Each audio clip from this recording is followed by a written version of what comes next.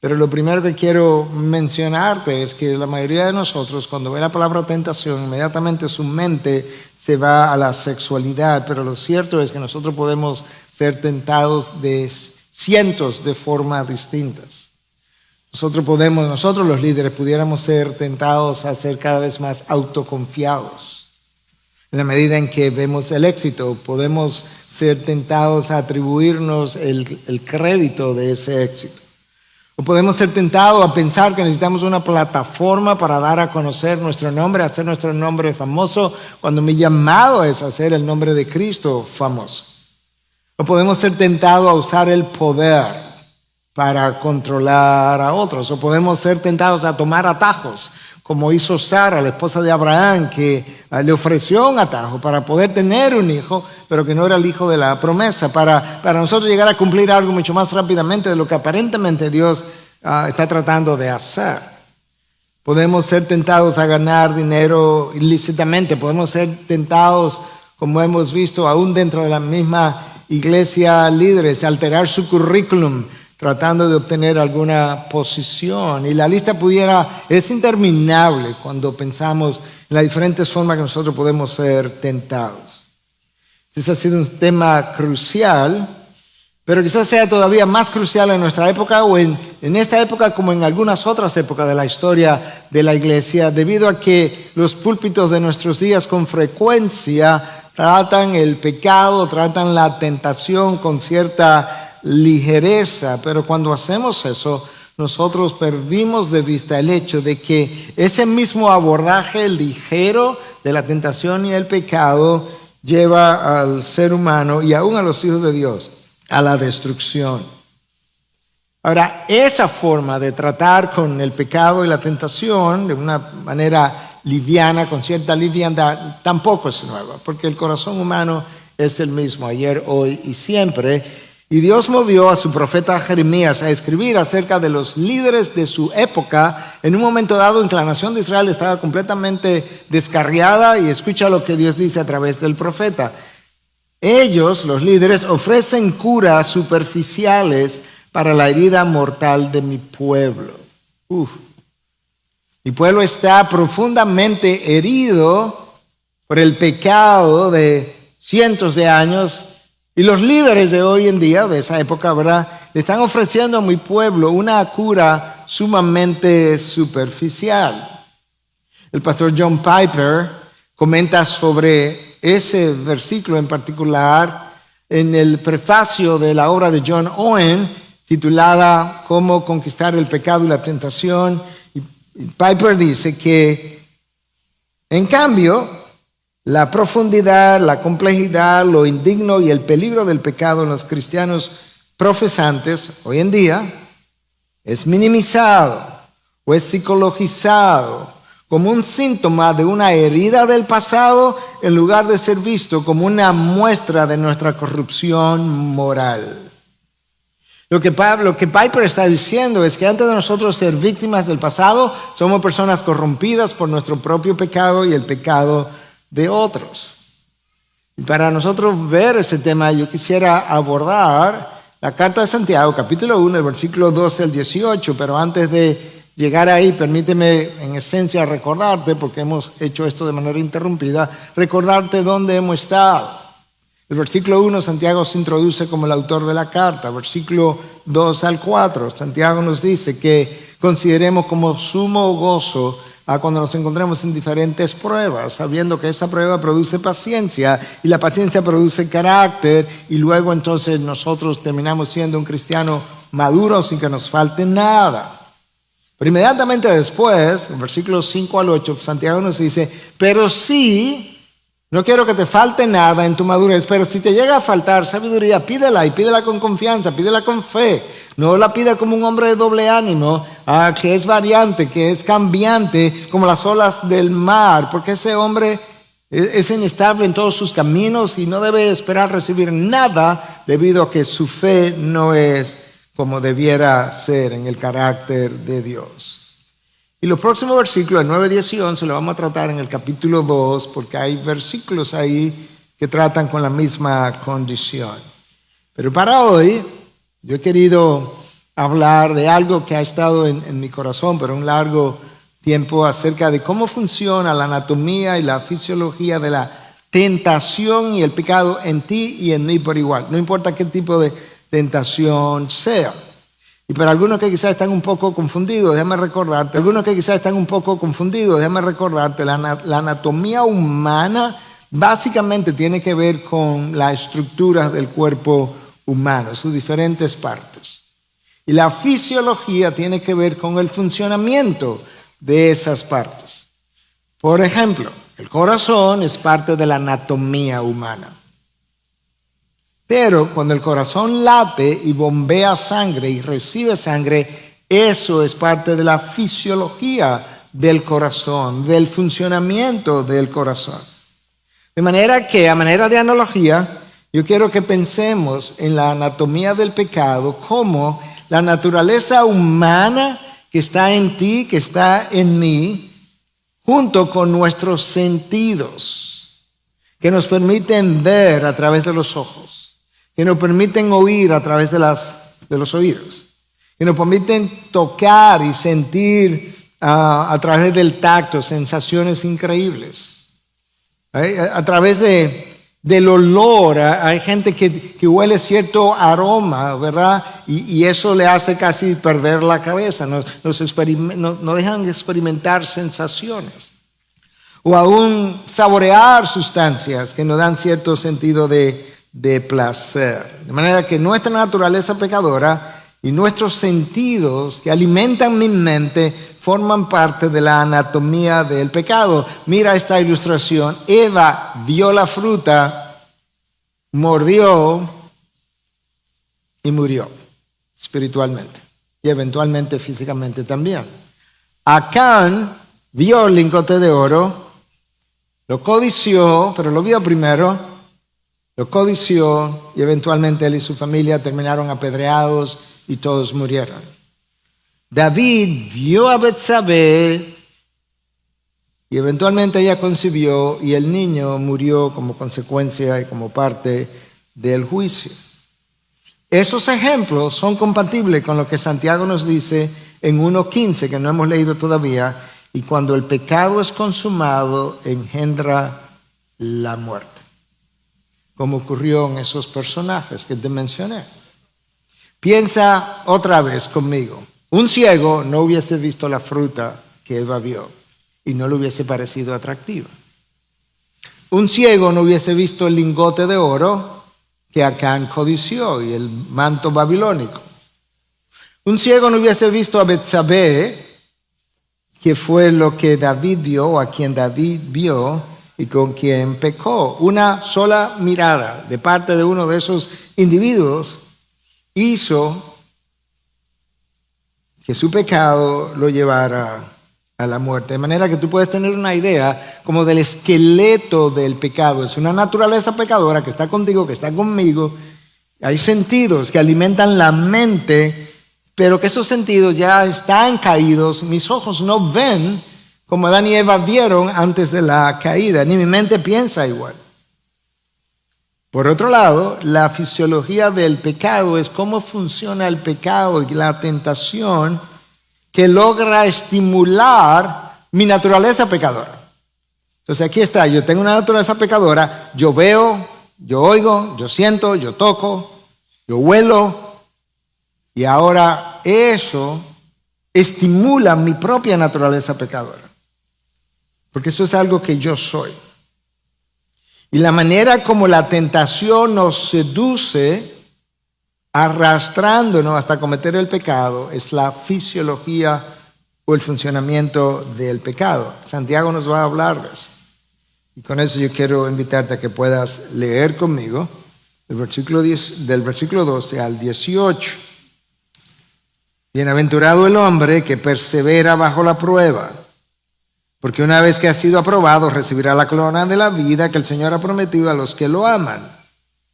Que nadie diga cuando es tentado, soy tentado por Dios, porque Dios no puede ser tentado por el mal, y Él mismo no tienta a nadie, sino que cada uno es tentado cuando es llevado y seducido por su propia pasión.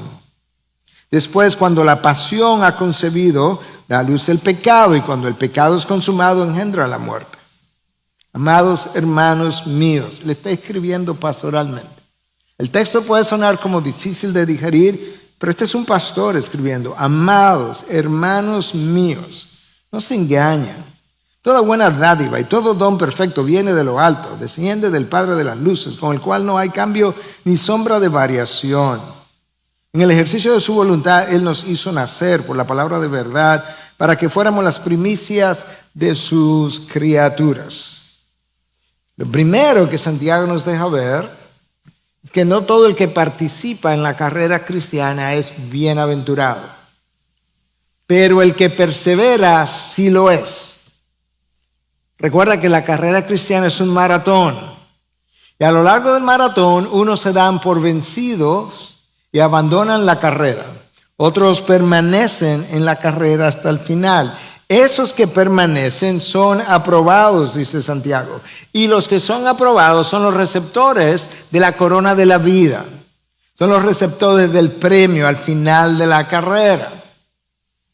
Según Santiago, lo que leímos, la perseverancia en el maratón es señal de que amamos a Dios. Porque la corona de la vida, el texto del versículo 12 que leí, le es prometida a aquellos que aman al Señor. Y la pregunta entonces sería, ¿cómo sabemos quiénes son los que aman al Señor? No es tan difícil, los que perseveran. Su perseverancia habla de su amor por Dios. Y de hecho, Cristo enseñó algo muy parecido. Si me amáis, obedeced mis mandamientos. Mi obediencia da señal de que amo a Dios. Mi desobediencia habla de que no amo a Dios. Habla de que hay algo que está por encima de Dios, que ha capturado mis afectos, por encima de lo que mis afectos han sido capturados por Dios mismo.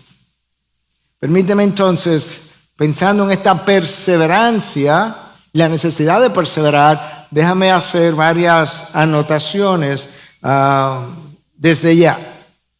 En primer lugar, si tú quieres perseverar en el camino, no puedes ceder a la presión. Tú y yo tenemos presión desde adentro y desde afuera.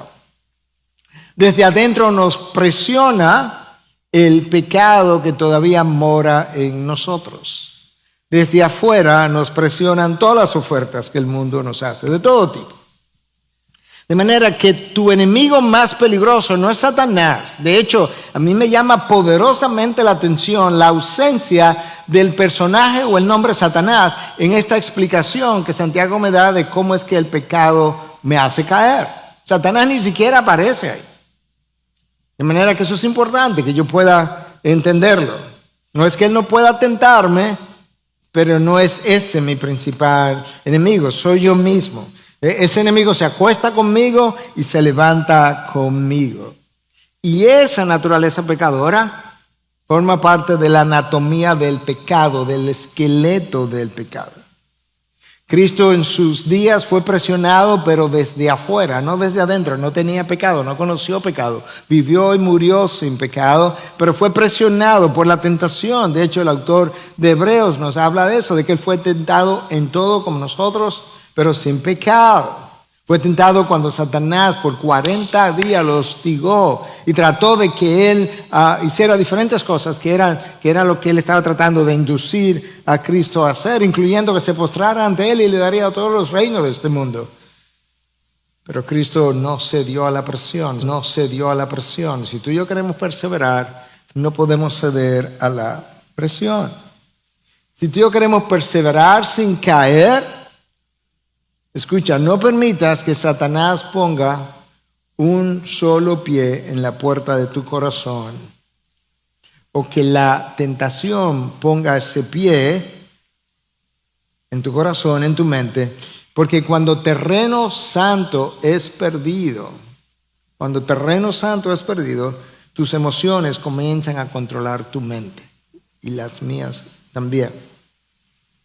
De manera que una vez nosotros le cedemos terreno a la tentación y mi mente es capturada, prácticamente la caída es inevitable.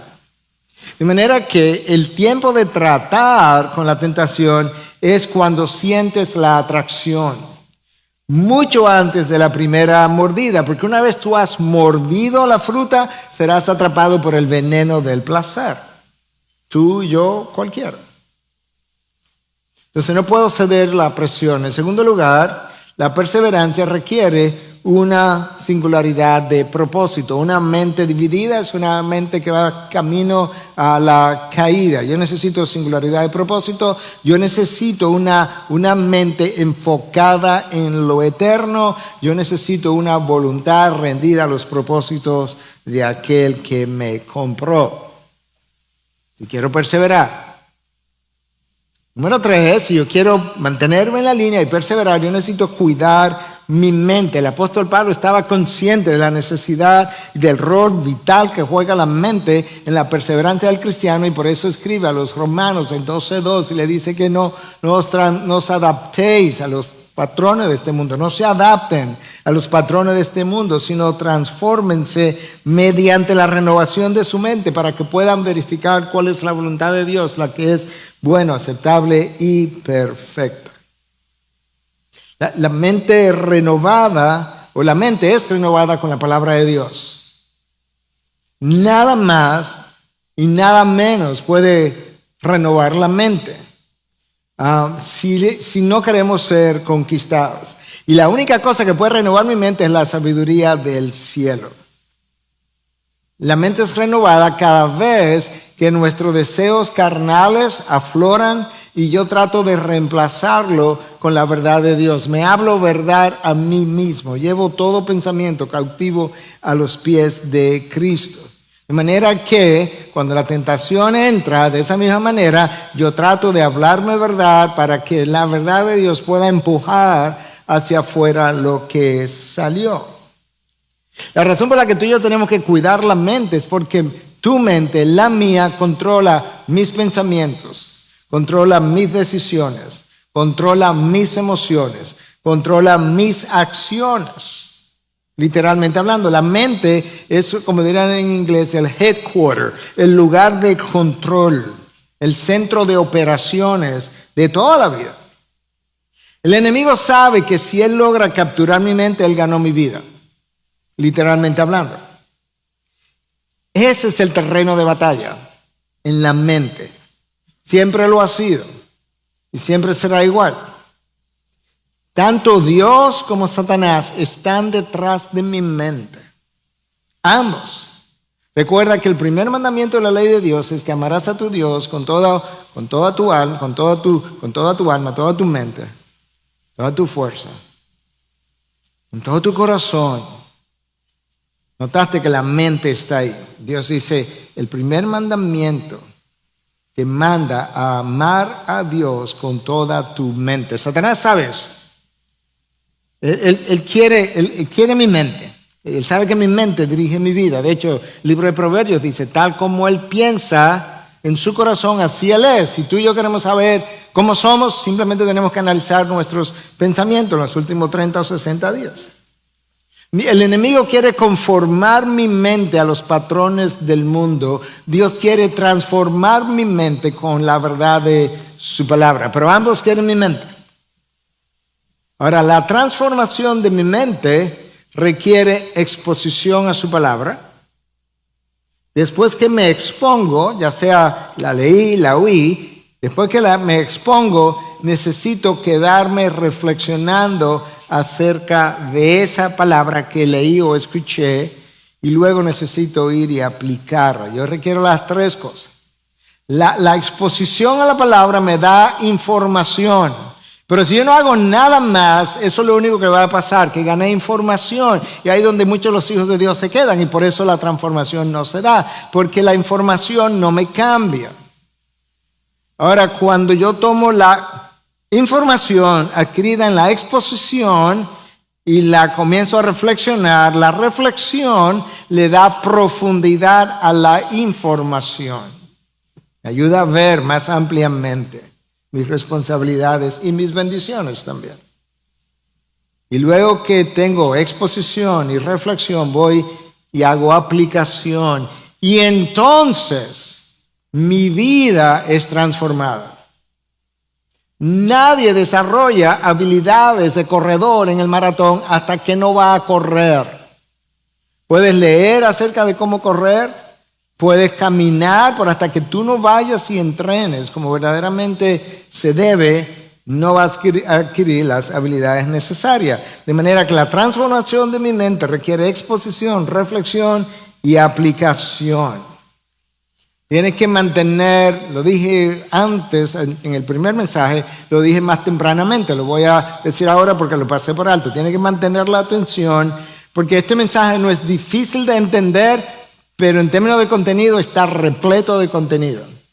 Es denso en ese sentido. Entonces Santiago, pensando en cómo perseverar, las bendiciones de la perseverancia, dice, bienaventurado el hombre que persevera bajo la prueba. Él es bendito. Porque una vez que ha sido aprobado, persevera aprobado, recibirá la corona de la vida que el Señor ha prometido, escucha, a los que lo aman. Claramente, la perseverancia habla de que continúe porque amaba a Dios y ese es el aprobado. Ese es el primer punto de enseñanza de Santiago. Tiene que ver con la perseverancia en la fe cristiana. El segundo punto de enseñanza de Santiago tiene que ver con cuál es el origen de la tentación y el pecado en la vida de nosotros. Escucha cómo él comienza a hablarnos de esto. Versículo 13. Que nadie diga cuando es tentado, soy tentado por Dios. Porque Dios no puede ser tentado por el mal y Él mismo no tienta a nadie. Hermanos, nosotros, tú y yo, tenemos un PhD, un doctorado en la autoexoneración. De manera que usualmente, aún en cosas que no tienen que ver con la moralidad, no es mi culpa. Alguien lo puso ahí, es verdad que yo lo toqué y lo tumbé, pero si no lo hubieran puesto ahí, yo no lo hubiera tumbado, de manera que no es mi culpa. En cosas que ni siquiera son morales. Imagínate ahora donde mi moralidad entra en juego. No es mi culpa. Y eso lo aprendimos, claro, de papá Adán. Porque es verdad, Dios, que yo me comí la fruta, yo la mordí. Pero, yo mordí la fruta, pero ¿sabes qué? Fue la mujer que me dio. Es más, y pensándolo bien, esa mujer me la diste tú. O sea, que antes de llegar a la culpa mía, aquí hay dos culpables primero. La mujer y el hecho de que tú me la diste. Me hubiera dado a otra mujer, a Ana, o sabrá Dios si las cosas hubiesen sido diferentes.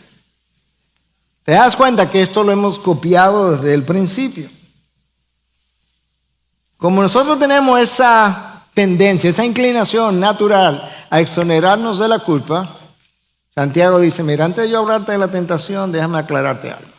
Que nadie diga cuando es tentado, soy tentado por Dios, porque Dios no puede ser tentado por el mal y Él mismo no tienta a nadie. Claro, ¿cómo va a ser que un Dios santo, un Dios cuyos ojos son tan limpios o puros, como dice Habacuc 1:13, que no puede ver el mal, un Dios que aborrece el pecado? Hermanos, ¿tú has oído que mucha gente decir que Dios aborrece el pecado pero ama al pecador? Eso no está en la Biblia, ni eso es bíblico. Porque la última vez que yo chequé mi Biblia, la gente, lo que se va al infierno son los pecadores, no los pecados. ¿No te has dado cuenta? Y Dios revela que Él aborrece al impío, al transgresor. En su santidad, Dios puede probarnos, pero no me va a tentar. ¿Cuál es la diferencia, pastor? Me alegro que preguntaste. La intención de la prueba es el fortalecimiento de tu fe y de tu relación con Dios. Esa es la meta. La meta, la intención de la tentación es el debilitamiento de tu fe y de tu relación con Dios. La prueba está relacionada a mi confianza en el carácter de Dios que necesita ser mejorada cada vez. Pedro habla de la fe que es más preciosa que el oro, es refinada por el fuego. Esa es la prueba, por el fuego de la prueba, dice Pedro. Claramente nos deja ver. Eso lo trae Dios. Pero la tentación no hace eso. La tentación está relacionada a mi naturaleza pecadora. La tentación viene a estimular mi naturaleza pecadora. Ahora, nosotros tenemos que ser sabios. Recuerda que Pablo nos llama a no ser tontos, a no ser tontos, es la palabra, insensatos. En Efesios 5:15 nos manda a ser sabios a la hora de caminar. Pero tenemos que ser sabios. ¿Sabe por qué? Porque Dios puede traer una prueba a mi vida para fortalecer mi fe y Satanás convertir la prueba en una tentación. ¿Cómo ocurre eso? Bueno, piensa por un momento. Tengo trabajo, pierdo el trabajo. Dios dice, bueno, tiene una necesidad económica ahora. Quiero probar tu fe a ver si vas a confiar en mí en tiempos de falta de ingresos. Satanás viene y te muestra una manera de ganar dinero que es ilícita y tú pudieras, por la necesidad que tienes, pecar haciendo uso de esa forma ilícita de hacer dinero. La prueba inicial la trajo Dios. La tentación secundaria la trajo Satanás. Pastor, pero la palabra de Dios dice que Dios como que controla el bien y el mal absolutamente. Él es soberano, Él lo gobierna todo. Pero en esos casos Dios permite el mal como permitió la crucifixión de su Hijo. Pero Dios no puso el pecado en Pilato, en Herodes, en los romanos, en los gentiles. No. Ellos crearon este plan contra su Hijo Jesús, que Dios conoció, lo permitió, y terminaron haciendo cuanto su voluntad había previamente determinado, pero Dios en ningún momento ni insinuó ni empujó a estos hombres a pecar. Ellos simplemente pecaron y Dios lo dejó pecar y luego usó su pecado para glorificar su nombre y salvar pecadores. Dios es tan contrario al pecado que Santiago, 2 versículos más adelante, nos vamos a adelantar en el texto que leímos, les dice a estos hermanos míos, no se engañen.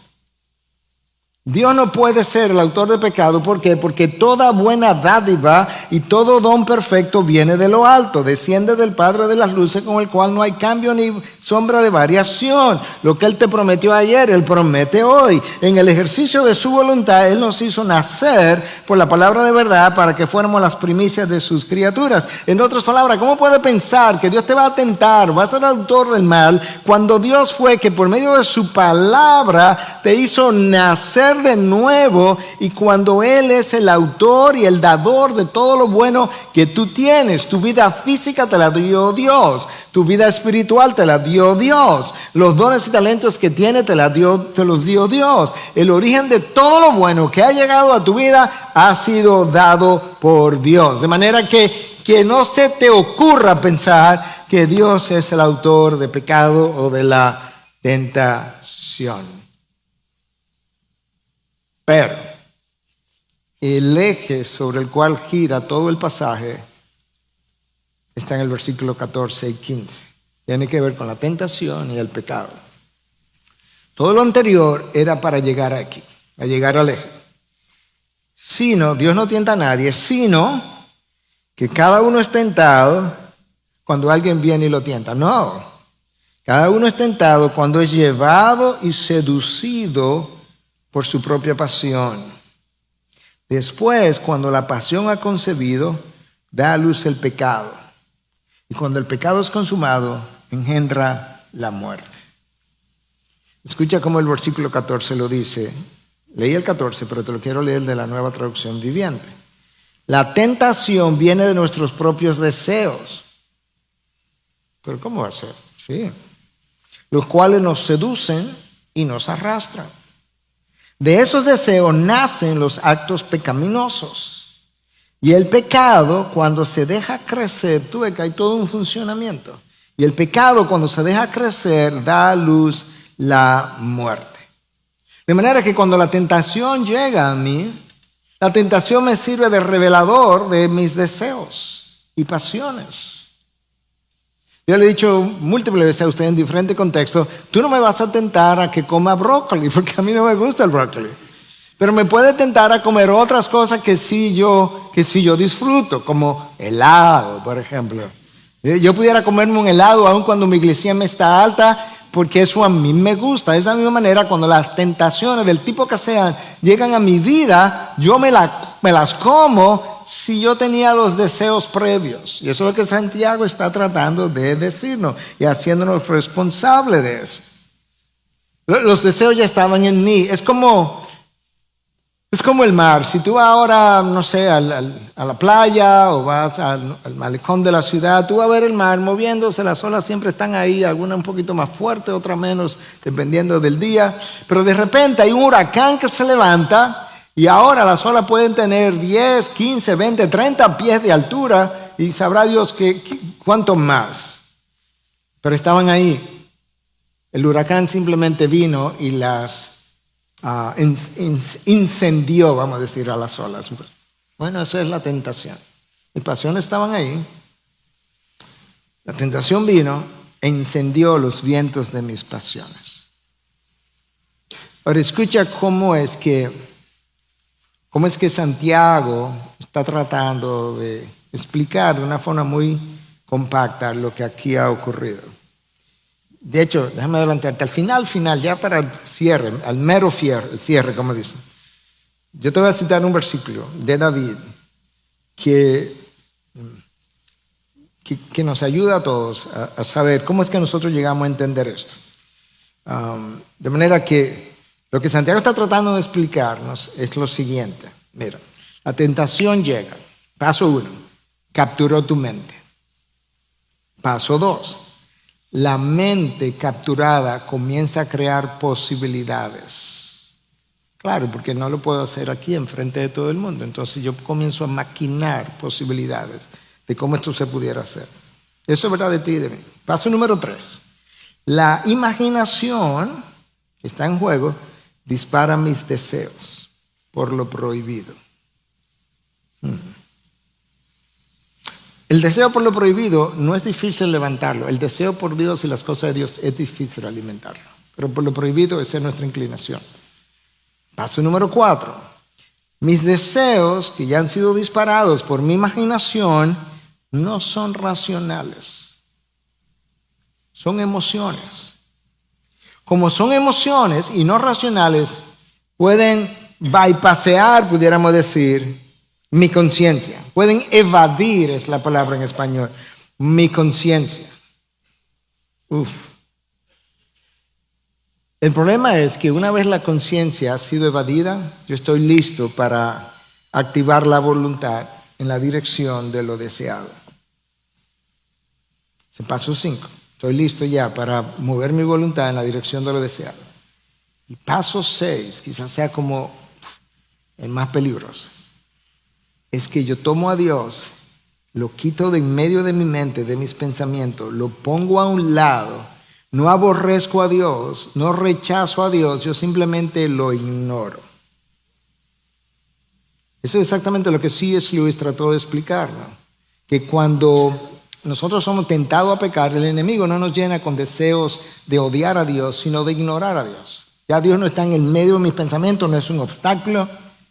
Y ahora mi voluntad, que estaba lista para comenzar a moverse en dirección de lo deseado, esto es lo deseado, comienza, estaba aquí con Dios, eso es lo deseado, comienza a alejarse de Dios, esta es mi voluntad ahora, movida por mis deseos y pasiones, pero yo comienzo a acercarme a la fuente de lo deseado y de esa fuente comienzo a beber hasta intoxicarme y morirme.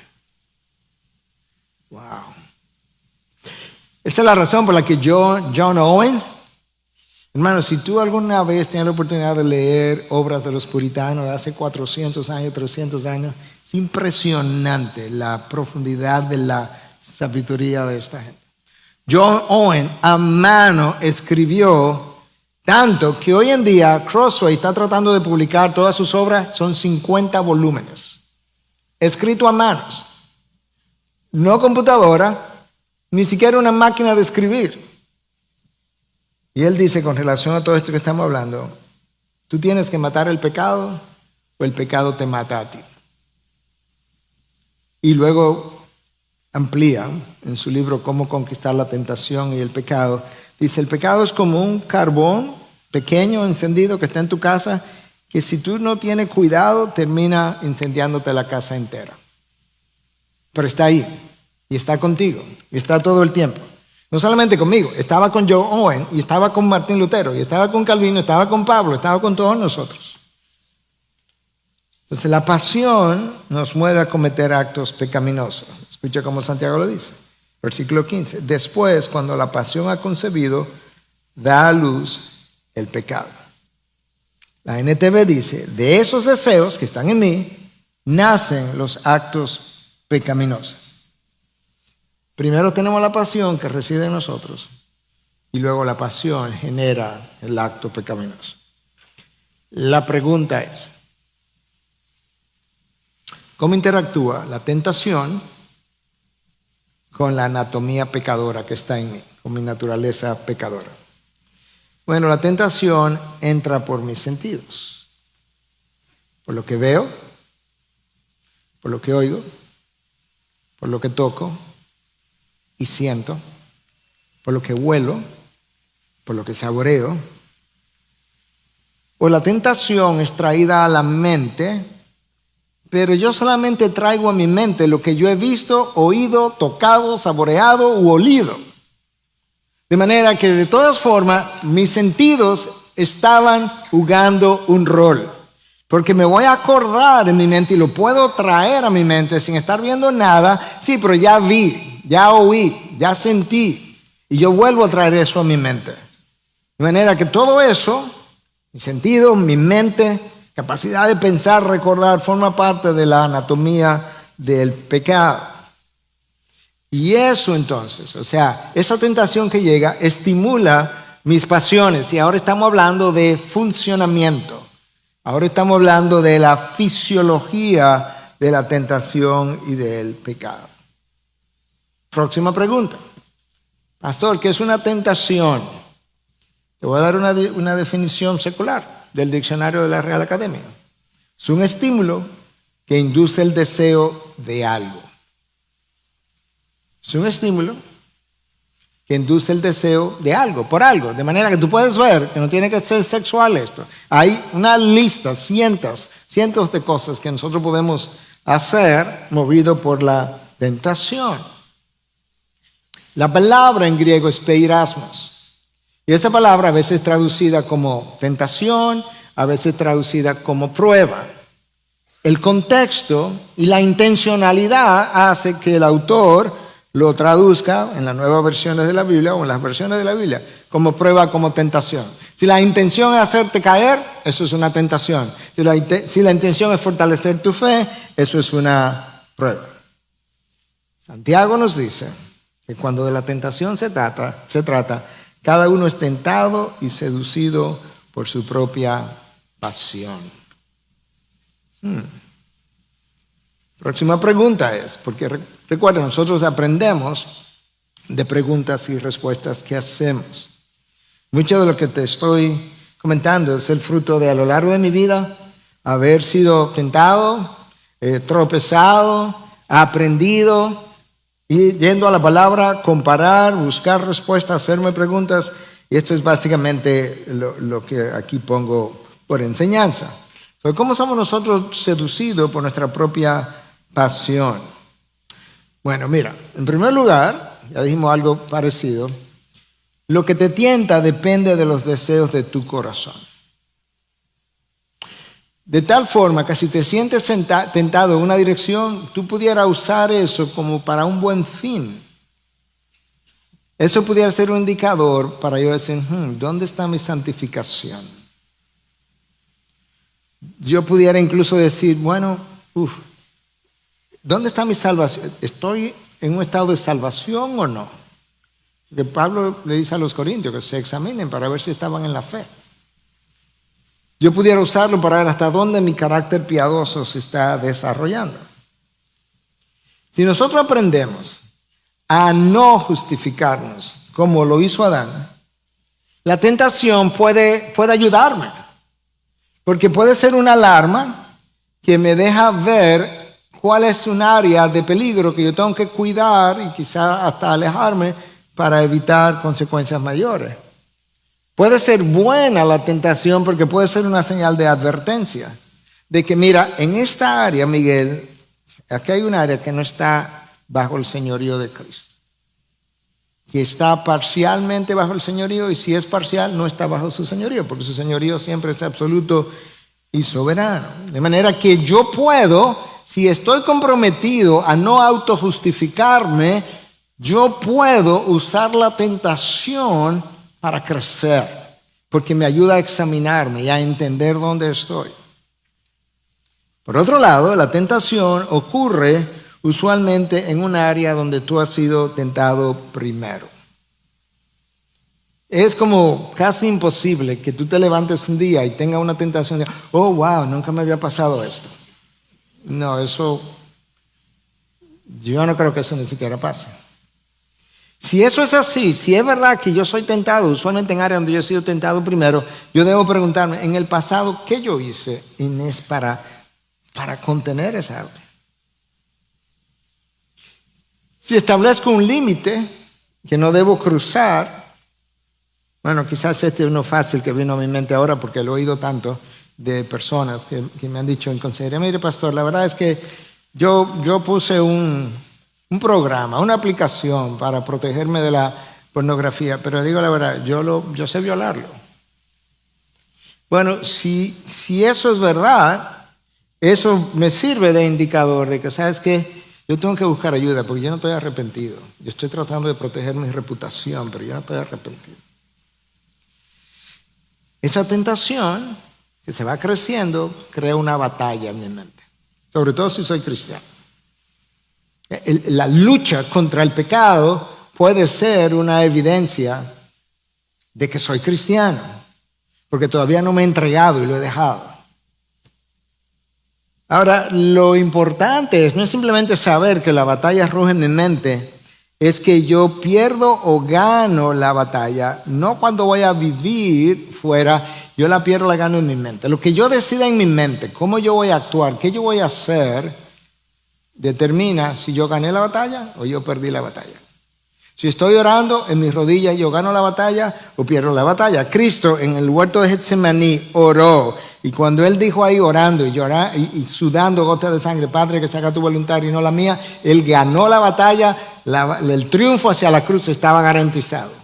Porque él rindió su voluntad y ya no quería hacer lo que a él lo podía atemorizar o intimidar o angustiar, que en efecto se angustió. Él ganó la batalla en sus rodillas. Lamentablemente, con frecuencia, nosotros nos derrotamos a nosotros mismos. Somos derrotados, pero nosotros hemos sido autoderrotados. Por otro lado, algo que ya mencioné de otra forma, la tentación se aprovecha de lo que te atrae. Y diferentes personas y diferentes temperamentos son atraídas por diferentes cosas. Hay gente que es atraída por el dinero, hay gente que es atraída por las drogas, hay gente que es atraída por la fama, gente que es atraída por la pornografía, gente que es atraída por el poder, una miríada de cosas. Pero la tentación se aprovecha de lo que a mí me atrae. Y Satanás lo conoce. Satanás no me va a tentar con, no sé, hace un rato puse algo medio jocoso de alimento, pero no me va a tentar a tener relojes de lujo, porque nunca me han interesado. No me va a tentar a tener carros de lujo, tampoco me han interesado. Puedo ver un carro, puedo admirar el carro, pero no me ha interesado. Entonces él sabe que eso, él no va a perder su tiempo conmigo haciendo eso. Por otro lado, la tentación, todo esto es parte de su funcionamiento, esa es su fisiología, cómo funciona. La tentación viene o me tienta, o me empuja, me estimula a llenar una necesidad legítima, pero de una forma ilegítima. Perdí mi trabajo, no tengo dinero, no tengo dinero con qué comprar medicina, no tengo dinero con qué comprar comida, y ahora la tentación de producir dinero de forma ilegítima está ahí. Sí, pero que eso no me da derecho a robar. La necesidad puede ser legítima, puede ser real, Pero el llenarla ilegítimamente no es parte de lo que Dios aprobaría. Por otro lado, la tentación frecuentemente golpea cuando no estás alerta. ¿Qué quiere decir eso? Que la tentación usualmente puede llegar en cualquier momento. Pero Satanás sabe que cuando tú y yo estamos cansados, las barreras están abajo. Por otro lado, Satanás sabe que cuando tú y yo tenemos como una gran victoria, suponte que tengamos un evento por su causa extraordinario como nunca antes, después de eso, como que el ser humano tiende a relajarse y decir, bueno, pero después de esa gran victoria, déjame decirlo en dominicano y coloquial, algún gustico yo tengo que tener. Como que yo me merezco como algún tipo de relajación. Y eso ocurre mucho, solo tú lo ves más en aquellos que son adictos a drogas, alcohol, pornografía y demás, que como que después de haber conquistado alguna montaña, déjame relajar, yo creo que yo merezco algo de esto. Porque no estamos alerta. Esa tentación usa mi imaginación. La imaginación crea posibilidades poco usuales, fuera de lo ordinario. El problema con la tentación es que lo que comienza como con un simple interés se vuelve compulsivo en ti y en mí. Y 2 Pedro 2:19 nos advierte, nos dice, uno es esclavo de aquello que le ha vencido. La razón por la que es compulsivo no es simplemente porque sí, es que la pasión, el pecado, me esclavizaron ahora. Y ahora yo me comporto conforme a donde Él me quiera dirigir, en esa dirección. Eso tú lo puedes ver desde el jardín del Edén hasta el día de hoy.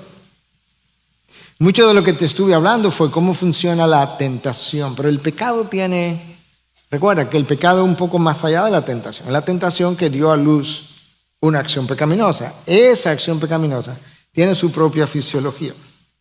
Y tú lo ves en el jardín del Edén. Adán y Eva estaban contentos el uno con el otro, pecaron, inmediatamente sintieron vergüenza. Eso es parte del funcionamiento del pecado. Sentido de vergüenza. Sintieron culpables. Sintieron tanta vergüenza que se escondieron. Crearon delantales con hojas de higuera. Nosotros hacemos lo mismo. Pensamos que podemos escondernos de Dios, comenzamos a escondernos de personas. Pero cuando nos escondemos de personas, al final no estamos haciendo nada, porque quien me va a juzgar no son las personas, es Dios. Y Dios lo vio todo el tiempo. La razón por la que Adán y Eva se sintieron culpables después de pecar es porque eso es parte de cómo el pecado funciona. Nosotros tenemos una conciencia que Romanos 2 dice que está ahí puesta por Dios para defendernos o acusarnos. Antes de pecar, la conciencia, si eres cristiano sobre todo, te dice, mira, eso no debe ser, ten cuidado. Tú lo has pensado bien, tú has pensado en la consecuencia. Pero tan pronto yo comencé a pecar, mi conciencia entra en un proceso de adormecimiento. Está anestesiada. Por eso no siento nada de convicción. Pero después de pecar, después que salgo del pecado, la conciencia, tal cual Romanos 2 escribe, hace así como juez y me acusa. Y siento el peso del pecado. Adán y Eva sintieron miedo, se escondieron, y el resto es su historia. Pero ellos descubrieron que detrás de un árbol y detrás de higueras, de hojas de higuera, no se podían esconder. Y desde entonces nosotros hemos estado tratando de escondernos, incluso detrás de títulos y profesiones, una serie de cosas. La conciencia persiste en acusarnos y como es difícil de vivir con esa conciencia acusadora, en ese momento nosotros comenzamos un proceso de justificación y racionalización de por qué hice lo que hice y con razón y tenía necesidades. Yo no me imagino la sensación de Adán y Eva, que nunca habían experimentado esto, cuando esto pasó, Y la sensación cuando comenzaron a oír a Dios decir, esto te va a ocurrir, y a ti esto, y a ti Eva aquello, y a ti Adán esto, y a la serpiente el otro. Pero ya era tarde. ¿Y por qué era tarde? Porque mira, la fruta que era la tentación les ofreció placer. Eso es parte del funcionamiento del pecado. Es parte de la tentación, pero al mismo tiempo es parte de cuando interactúo con mi naturaleza pecadora, cómo todo va encajando. Me ofrece placer, pero me oculta las consecuencias. Uf. Y así pasó con la fruta. Me hace olvidar que el placer es efímero, temporal, pero las consecuencias del pecado son duraderas. No, mis pasiones internas no me dejan pensar en que el pecado me va a costar más de lo que yo pensaba. Adán y Eva jamás imaginaron que miles de años después tú y yo íbamos a estar aquí todavía luchando contra el pecado. ¿Tú te imaginas eso?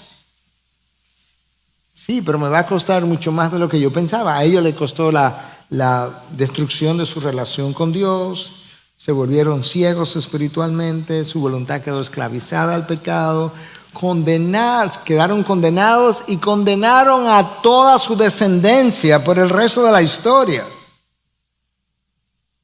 ¡Wow! El pecado tiene consecuencias tan significativas que el pecado de uno nos afecta a todos. El pecado de Adán y Eva nos sigue afectando hoy, pero sabes que el pecado de Adán y Eva afectó a Dios. Antes que tú pienses que es una herejía lo que acabo de decir, sí afectó a Dios, porque por el pecado de ellos, a Dios, Hijo, tuvo que encarnarse, el Padre tuvo que dar a su Hijo, el Hijo tuvo que dar su vida, y cuando se fue y se colgó en un madero, estaba cargando con el pecado tuyo, mío y de todos los redimidos según el plan de Dios, porque un hombre y una mujer desafiaron la voluntad de Dios hace miles de años y el pecado de uno nos afecta a todos. ¡Wow! Impresionante. Y la razón por la que Cristo tuvo que hacer eso es porque ni Adán ni ninguno de sus descendientes tenía o tiene la solvencia moral para pagar la deuda que ellos contrajeron. Ni Adán ni ninguno de nosotros. Ellos descubrieron, al igual que David, que el pecado engendra pecado. David tiene relación con Betsabé, luego miente, luego emborracha a Urías, luego lo manda a matar. Esa es la naturaleza, eso es como el pecado funciona. Ya no estamos hablando de tentación, porque David hizo eso, ya la tentación había pasado, ya ahora es el pecado lo que está funcionando. El pecado comienza a alejarnos de Dios, como dijimos hace un momento. Me alejo. Pero sabes que el problema con el pecado en ti y en mí es igual. Tú dices, por ejemplo, un día que estás trabajando, mira, el próximo viernes es día de fiesta, me voy a tomar 3 días de vacaciones, y te vas y regresas el lunes y como que nada ha pasado. Tú no puedes decir, me voy a tomar 3 días de vacaciones de la ley de Dios, voy a entrar aquí en el pecado, que yo el lunes vuelvo otra vez en crampo con la ley de Dios. No funciona. El pecado me aleja de Dios más tiempo de lo que yo había pensado. ¿Y cuál es la razón? Porque cuando me alejo de Dios, el pecado trastornó mis afectos por Dios. Y reganar mis afectos por Dios, por las cosas de Dios, por el pueblo de Dios, toma tiempo. Como nosotros no entendemos cómo todo esto funciona, son algunas pinceladas, por así decirlo. Cristo sí les instruyó a sus discípulos y les dijo, miren, esto como tienen que protegerse, aparte de 1000 otras cosas, ¿verdad?, que están ahí en la palabra. Velad, estar alerta y orad para que no entréis en tentación. El espíritu está dispuesto, el problema es que usted tiene una carne, y la carne es débil, la tuya y la mía. Yo creo